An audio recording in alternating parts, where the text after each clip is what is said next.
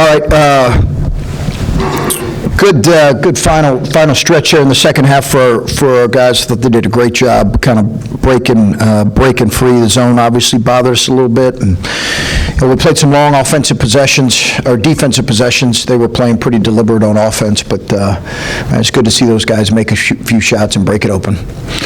Could you just explain, maybe in layman's terms, what makes this zone so difficult to play against? Well, I think the biggest thing right now is how active they are.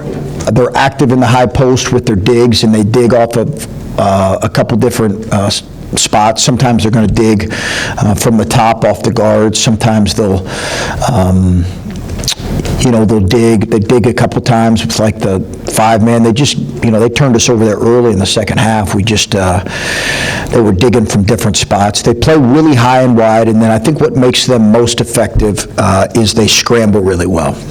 And I think that's what allowed them to go, and they had some older kids last year where they went on their run and, won all those games in the final 2 months. So they had older guys that had played in their system. They're a little bit of a younger group right now, and they were missing one of their guards tonight. But yeah, it's a unique way. It's different than what you see. The Syracuse zone has some of the same principles in terms of how high and wide their wings are. But the Syracuse zone does not chase you off the line like this group does. How important was a player like Evan getting the ball into the middle of the zone? I know you had a couple other guys do it, but it seemed like there were stretches where you were able to get past that pressure, and he was able to get the ball, turn, make a play, see something happen. Yeah, he was important. I think he can get better with that too, Adam. I didn't think he was always aggressive enough. Some of that is he's worried about the digs, where they were coming from, were they coming from behind. But he missed a running kind of 2-foot play off the glass. But I think he get better in there. What you want in those situations is if you can put a guy that can score it and shoot, and also can make really good reads and good passing, good reads, almost like a quarterback in there. That's your most effective guy. That's why EJ was so good, because he could score it and he could deck it, and he could also pass if they converged. And you guys had, I think, 5 guys are between 4 and 5 rebounds. You had a 42-25 advantage in rebounds, 0 second chance points. I mean, I know this is a different physical matchup than in the zone is going to create some of that, but what did you think about getting rebounded contributions from a number of guys and limiting some of their opportunities? Yeah, I thought it was good. They really committed, Adam, to not giving us anything in transition. So, we played a team in A&M who was sending sometimes 5 guys to the offensive glass, to playing a team in Merrimack right now who sometimes didn't send anybody. They were just sprinting back. They were saying, hey, listen, we're not going to let you get anything in transition. We're going to make you play against our zone, and then offensively, we're going to play really long possessions offensively, and we're going to try to see if we can keep this thing close in the last 10 minutes and beat you. I think that was their game plan, and obviously it was close until we broke it open. Roddy, obviously the biggest standout on the offensive end, 20 points, 8 for 12 shooting. Just what did you see in his performance tonight? Just aggressiveness, confidence. Those first 2 threes were critical. He's a good shooter, and I think he just has to show it. He has to take good time and space threes, but I like how aggressive he is right now, and I like his confidence. He's playing with great confidence. And then you get some opportunities down the stretch to play some guys, that haven't seen the floor this year. I guess what's the importance of those minutes in games like this to kind of, get some of the depths of experience? Well, I think we were, it's a byproduct of getting a 20-point lead in the last 4 minutes. Is you can do that. You can throw guys like Austin in there, but you don't ever go into a game assuming that's going to be the case, but that's always a nice thing. And then were you happy with how this game played out? I mean, it was pretty nip and tuck there for a while, and then you go on a 16-0 run to kind of close it out down the stretch. I think we definitely got to do some things better. There's no question. I think we got to do some things better. I thought, that's the biggest thing. But I thought our stretch there in the second half for 7-8 minutes was really, really good. When we just talked to Roddy, he said he feels like you and Coach Diebler have put him in positions where he's been allowed to fail, and he's played through that, and he feels like he's getting better because of it. You talked about him last year, too, about how you thought he was going to be a really good player. What kinds of things are you seeing from Roddy that are good, and what kinds of things do you think are still holding him back from being, the best that he can possibly be? I think what's holding him back right now is just consistent motor and effort every single day in practice. That's what we're challenging him with. He is a phenomenal kid. Great family, great kid, just love him to death. So it's easy to coach a kid like that. In the first half, you guys only took a couple threes. Most of your looks were pretty much right around or below the basket, and there were Zed, Evan, a lot of them were just not hitting. Yeah. Do you still feel like at halftime you're what we're doing, we're getting good looks, they're not dropping? So do you feel good going into the second half with that? Yeah, I didn't love a couple of, it's not necessarily Felix's strength right now to shoot, wall up, twos over wall ups. I think he's still got to get better at that. That's not necessarily was our game plan, attacking the zone. Now, Zed missed some that he would normally make. He's just got to work on his touch. He's got to work on finishing better.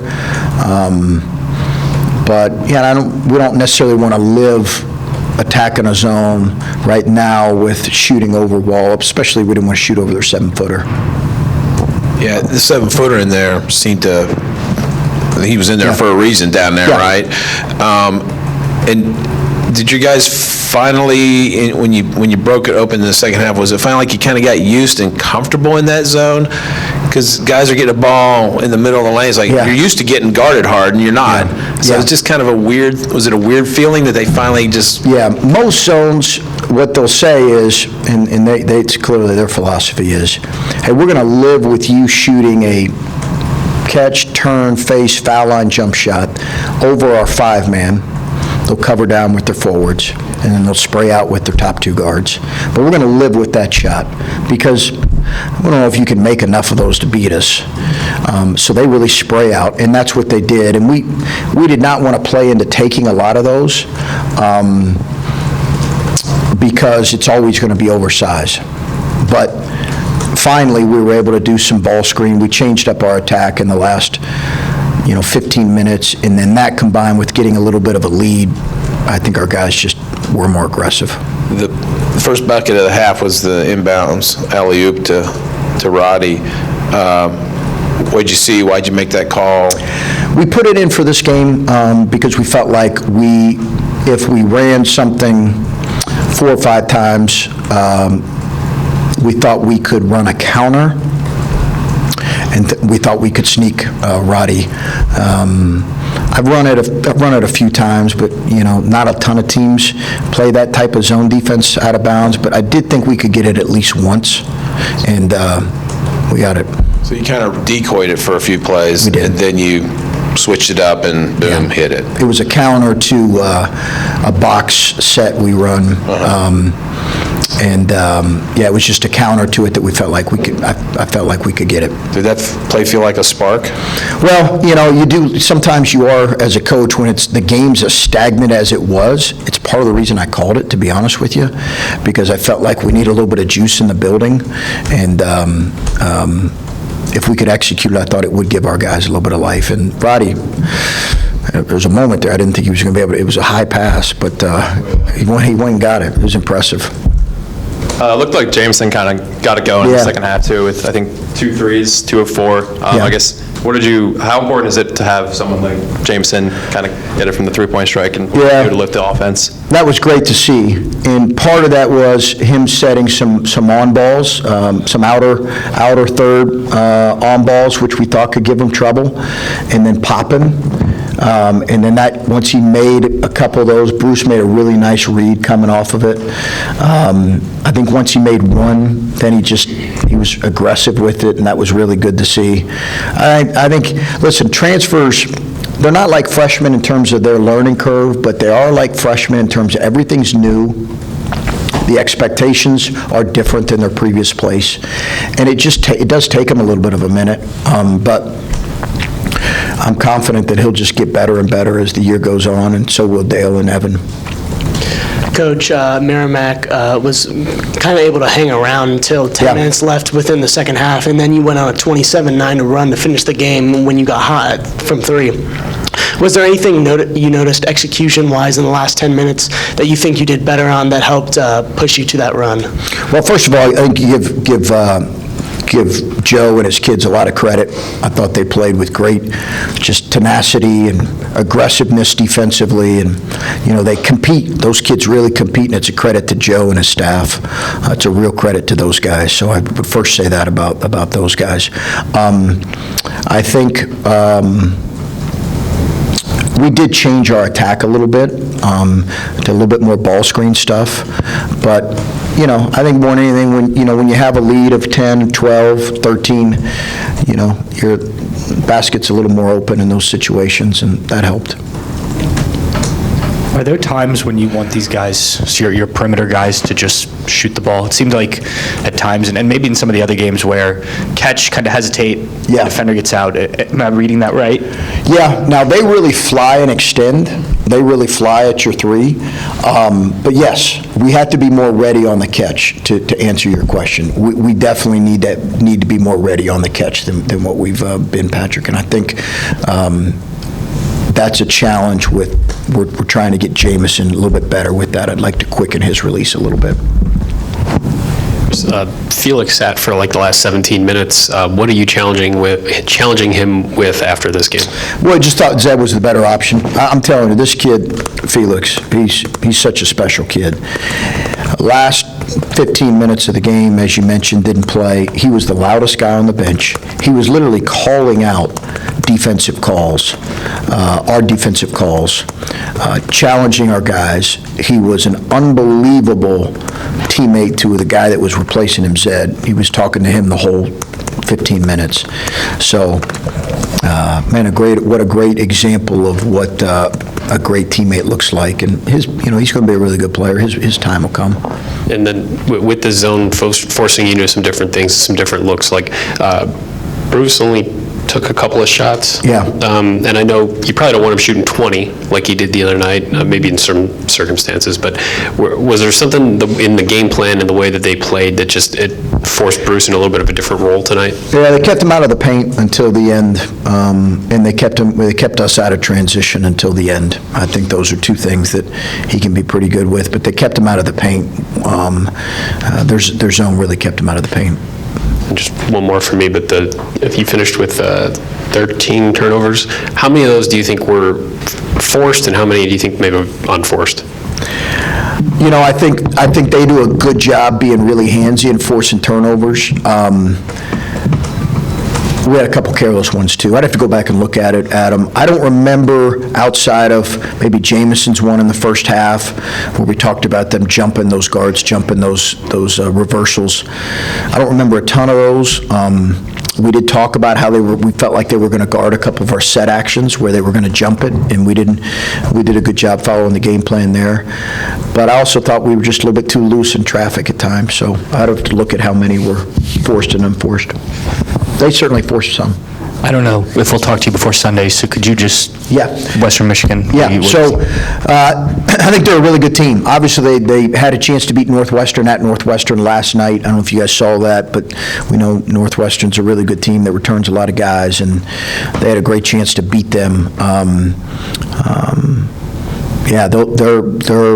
I've not had a chance to look at them much, but based on their scores, and then certainly based on that, I was following that game a little bit last night, and it was like a tie game or one or 2 point game with a minute and a half to go at Northwestern. So it's a good team we got coming in on Sunday. It's a good team for sure, and we need to really be ready for them. I was just going to ask about Devin real quick. Took a couple games that he was able to get his first college bucket tonight.